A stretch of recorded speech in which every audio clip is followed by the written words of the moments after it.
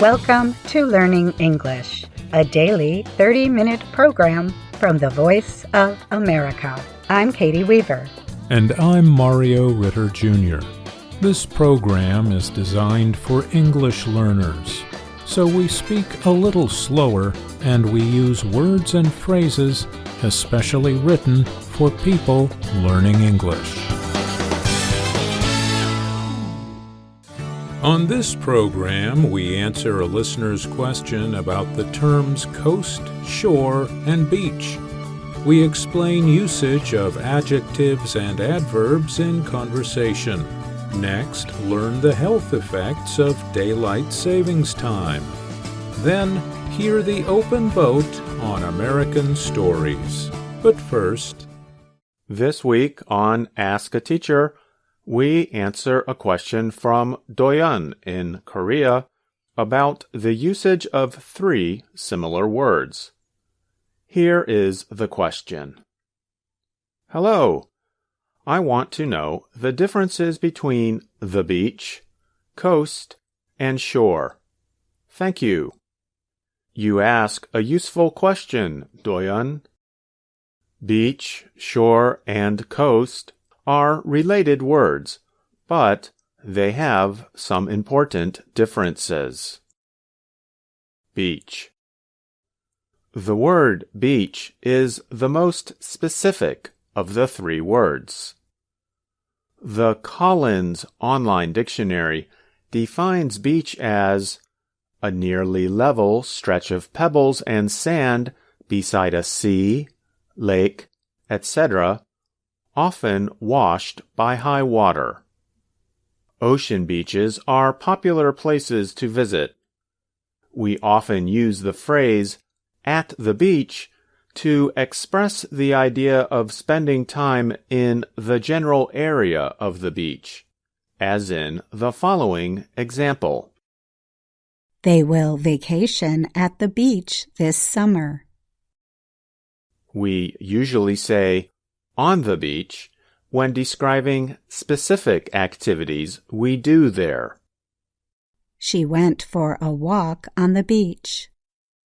I'm going to spend my afternoon on the beach. They are playing football on the beach. Coast. The Learning English Word Book defines coast as land on the edge of the ocean. We can use the word to describe a wide area, however. For example, Baltimore, Maryland is an East Coast city, even though it is several kilometers from the Atlantic Ocean. Here are more examples of how we can use coast in a sentence. The Florida coast has many nice towns and beaches. The coast of California extends over 1,300 kilometers. Like the expression "at the beach," we can say "on the coast" when describing the general area, as in the following example. Her mother has lived on the coast for 30 years. We can use the expression "off the coast of" to describe an area of ocean or sea relative to a place on land. The island is about 60 kilometers off the coast of Africa. Shore. The Merriam-Webster Online Dictionary defines the word shore as the land bordering a usually large body of water. Shore can sometimes mean the beach, but not always. For example, you might swim to shore and come out of the water onto a beach, but you could also come to shore at a port with no beach in sight. And we can use shore when discussing the general area, just like we do with the word coast. The following example shows this meaning. The Northern Shore has many nice towns and beaches. For our readers and listeners, what are your questions about American English? We want to hear from you. Do you like to spend time at the coast? Send us an email at learningenglish@voanews.com. And please let us know where you are from, too. And that's Ask a Teacher. I'm Andrew Smith.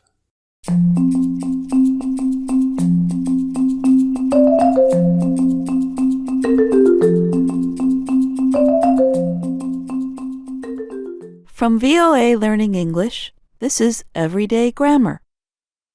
Imagine two American students are talking outside of their school. Let's listen to the imaginary conversation. Today is going slow. Yeah, I guess we should study for our grammar test. That sounds like a terrible idea. Yeah, but if we don't study, we won't do good on the test. Fine. Let's go study our notes quick. Then we can play video games. These bad students may hate grammar, but they just taught you some common grammatical structures in conversational American English. In today's report, we will study how conversational grammar differs from written and formal grammatical structures. We will show you how some Americans use adjectives and adverbs in casual conversation. Adjectives are words that give information about nouns. They generally appear before nouns, although they also appear after linking verbs. Here are two examples. You are a good student. Learning English is fun. In the two example sentences, the words good and fun are adjectives. They are telling you something about a noun. Adverbs are often used to modify adjectives or verbs. They give information about reason, manner, time, and so on. For example, the adverb loudly appears in this sentence. We sang loudly. The adverb loudly modifies the past tense verb sang. It tells about the way in which the subject, we, sang. Adverbs often have an ly ending, but there are many that do not. You can read more about adverbs in past everyday grammar stories. Let's think back to the conversation we heard at the beginning of the story. Today is going slow. Yeah, I guess we should study for our grammar test. That sounds like a terrible idea. Yeah, but if we don't study, we won't do good on the test. Fine. Let's go study our notes quick. Then we can play video games. Notice that the words are used differently from what might be taught in an English class. In casual conversation, Americans often use adjective forms in place of adverbs. They may use adjective forms to modify verbs. For example, the students use good, a word that is normally an adjective, as an adverb. One student says, "We won't do good on the test." In writing and informal conversation, Americans generally do not use the word good this way. Instead, they use the word well. In formal writing or speaking, you would be more likely to see or hear the sentence, "We won't do well on the test." Americans also may use an adverb, but choose not to say an ly ending. For example, the student says, "Today is going slow," instead of "Today is going slowly." You would be more likely to read slowly in academic writing, write Susan Conrad and Douglas Biber, two English grammar experts. These grammatical structures are not necessarily slang. They are not necessarily impolite either. You might hear some of these structures in a restaurant, at a job fair, or even at work. For example, a boss might tell an employee, "We need to do this quick," about a project that must be completed quickly. This is the same pattern that the students used in their conversation. Conrad and Biber say that in formal speech and writing, adjective forms are almost never used to modify verbs. In addition, adverbs with ly endings are more common in writing, particularly in academic and news writing. The good news is this: we are not asking you to memorize any of the patterns we have talked about today. What we hope to do is show you that the grammatical patterns in conversation do not always match the patterns used in formal writing or speech. There is more flexibility in casual speech. Understanding this idea will help you understand Americans when they speak, and it will help you sound more natural when you speak to Americans. You might also be pleased to know that Americans will not judge you severely if you use an adjective in place of an adverb. In fact, they probably would do the same. I'm Jill Robbins. And I'm John Russell.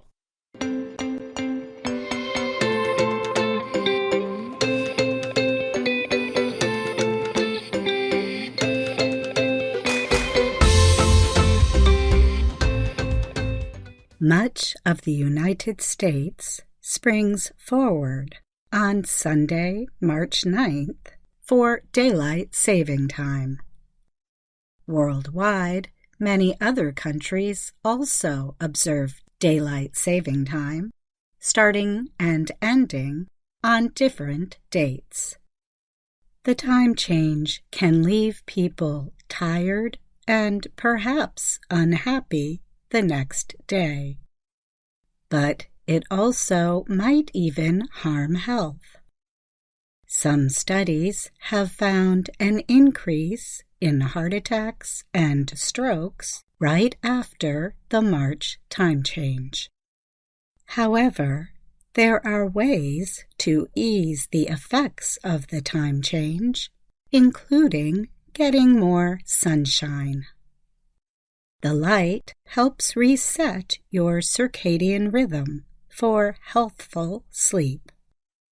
In the U.S., Daylight Saving Time begins Sunday at 2 o'clock in the morning. The time change will reverse on November 2nd, when clocks fall back as Daylight Saving Time ends. The state of Hawaii and most of the state of Arizona do not make the spring change. Those areas remain on Standard Time, along with Puerto Rico, American Samoa, Guam, and the U.S. Virgin Islands.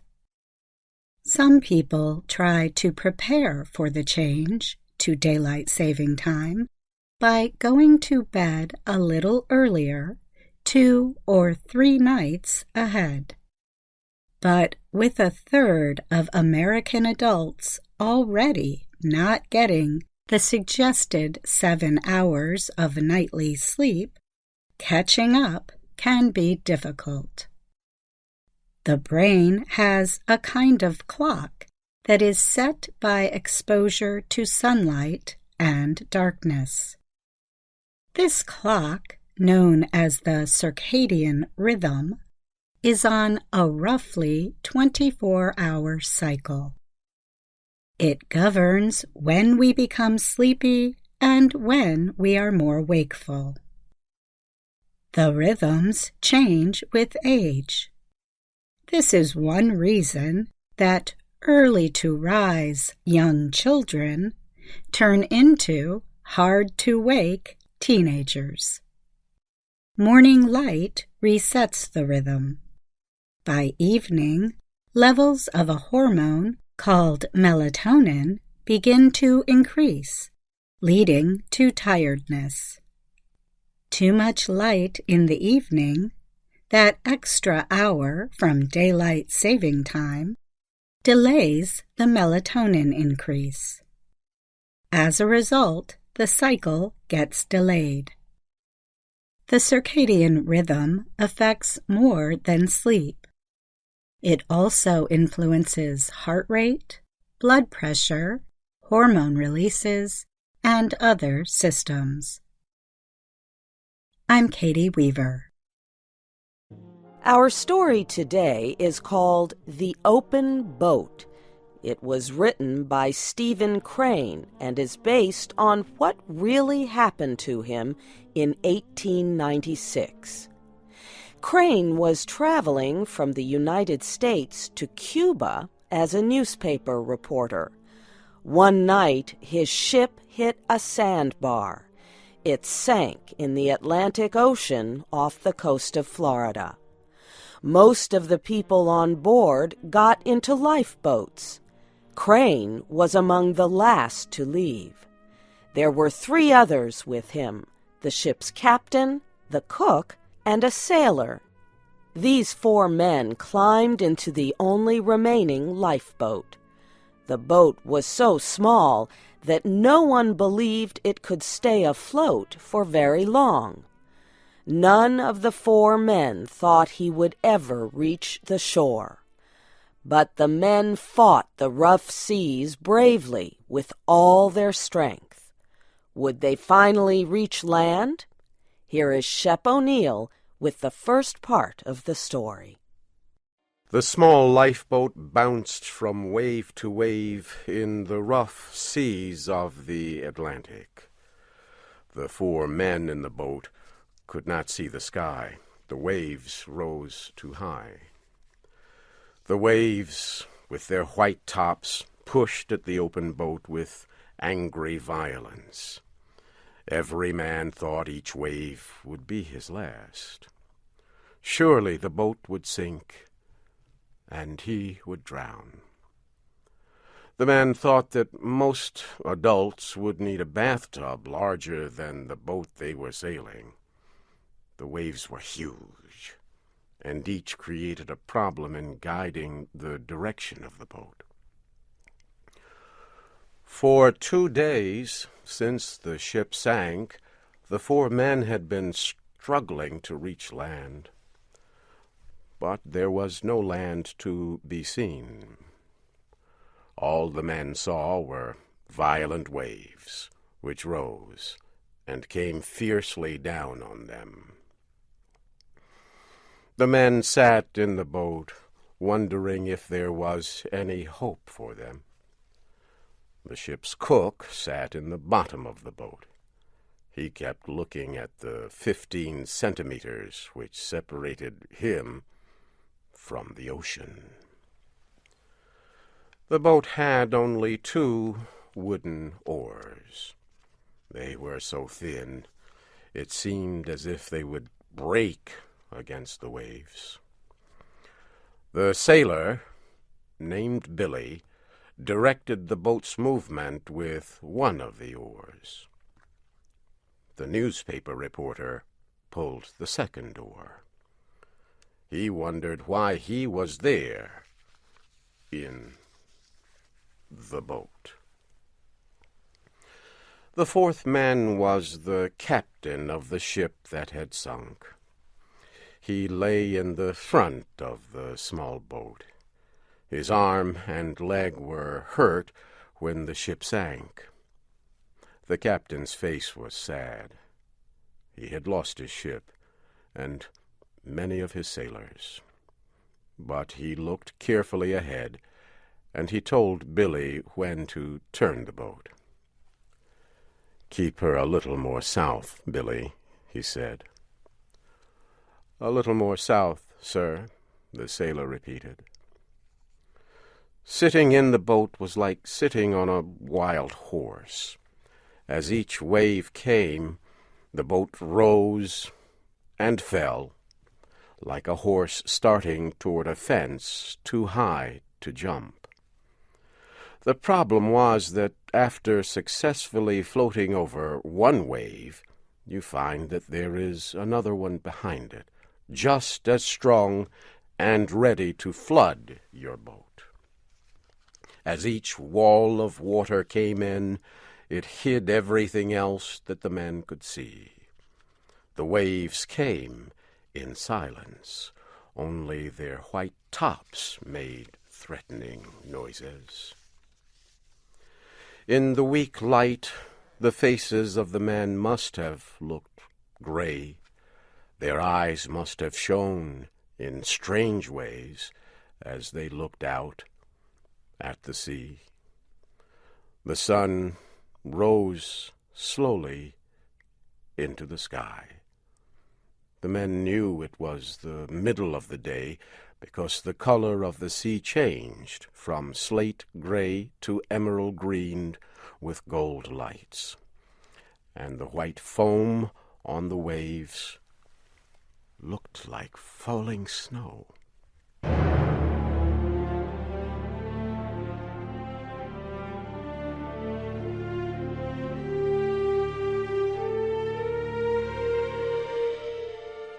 As the lifeboat bounced from the top of each wave, the wind tore through the hair of the men.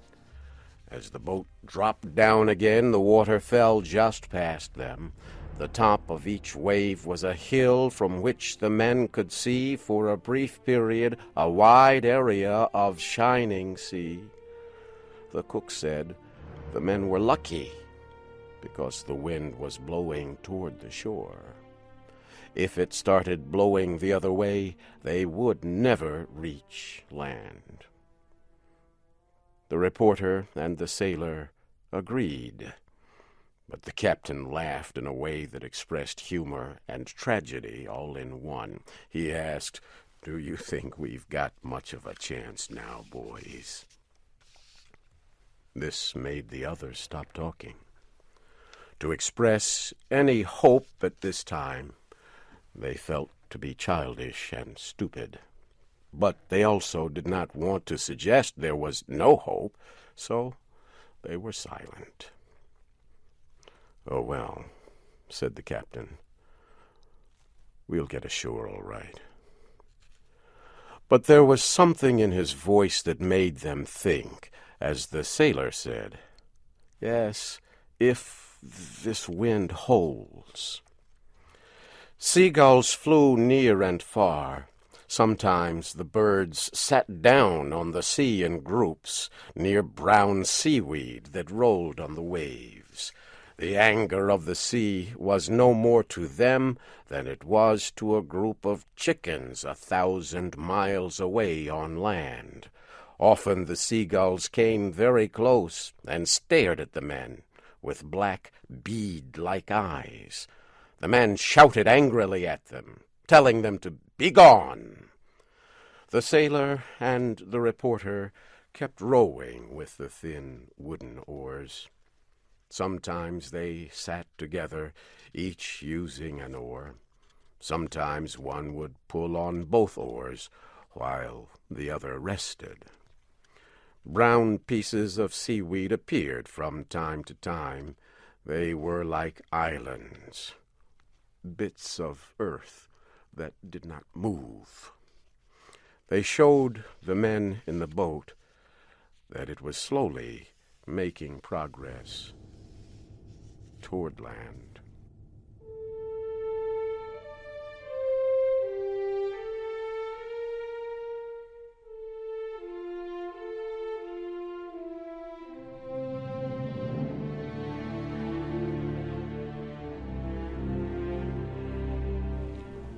Hours passed.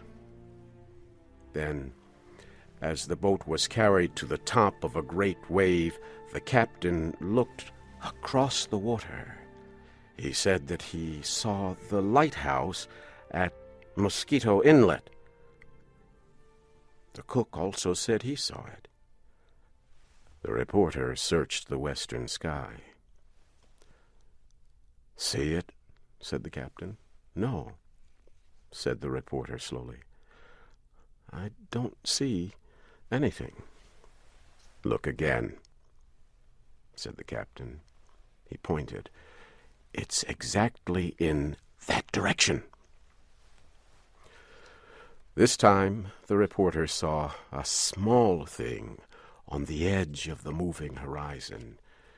It was exactly like the point of a pin. "Think we'll make it, Captain?" he asked.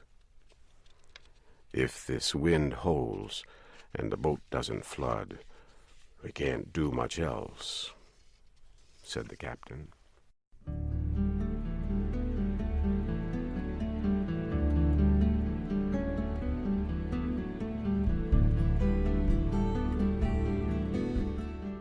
It would be difficult to describe the brotherhood of men that was here established on the sea.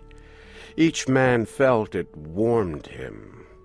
They were a captain, a sailor, a cook, and a reporter. And they were friends. The reporter knew even at the time that this friendship was the best experience of his life. All obeyed the captain. He was a good leader. He always spoke in a low voice and calmly. "I wish we had a sail," he said, "to give you two boys a chance to rest." So they used his coat and one of the oars to make a sail, and the boat moved much more quickly. The lighthouse had been slowly growing larger. At last, from the top of each wave, the men in the boat could see land. Slowly the land seemed to rise from the sea. Soon the men could see two lines, one black and one white. They knew that the black line was formed by trees, and the white line was the sand. At last the captain saw a house on the shore, and the lighthouse became even larger. "The keeper of the lighthouse should be able to see us now," said the captain. "He'll notify the life-saving people." Slowly and beautifully the land rose from the sea. The wind came again. Finally the men heard a new sound, the sound of waves breaking and crashing on the shore. "We'll never be able to make the lighthouse now," said the captain. "Swing her head a little more north, Billy." "A little more north, sir," said the sailor. The men watched the shore grow larger. They became hopeful. In an hour, perhaps, they would be on land. The men struggled to keep the boat from turning over. They were used to balancing in the boat. Now they rode this wild horse of a boat like circus men. The water poured over them. The reporter thought he was now wet to the skin, but he felt in the top pocket of his coat and found 8 cigars. 4 were wet, but 4 were still dry. One of the men found some dry matches. Each man lit a cigar. The 4 men sailed in their boat with the belief of a rescue shining in their eyes. They smoked their big cigars and took a drink of water.